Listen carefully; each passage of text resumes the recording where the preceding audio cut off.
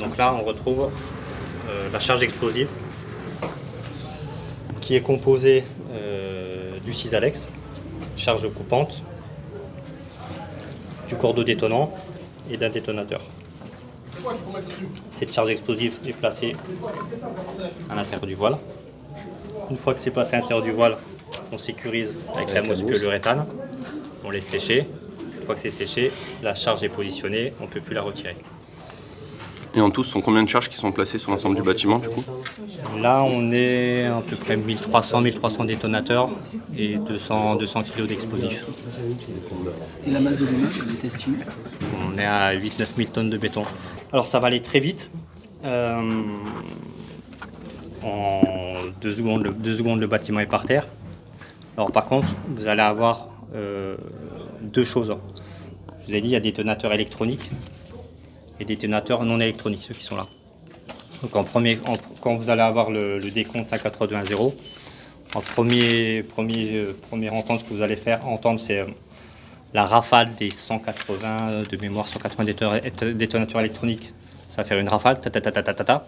Du premier, Enfin, tous les détonateurs vont exploser.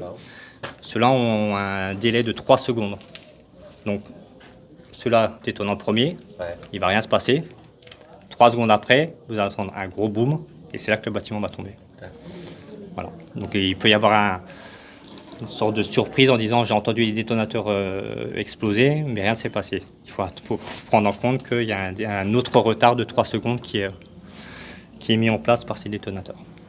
Et donc là, sur une explosion comme ça, le périmètre de sécurité doit être de combien de... Alors, périmètre théorique 200 mètres. Ensuite, on l'a affiné vis-à-vis des bâtiments, des voies de circulation. Mais je crois, il faudra demander à monsieur le maire, mais ça fait à peu près 1000 personnes à évacuer pour le jour du tir.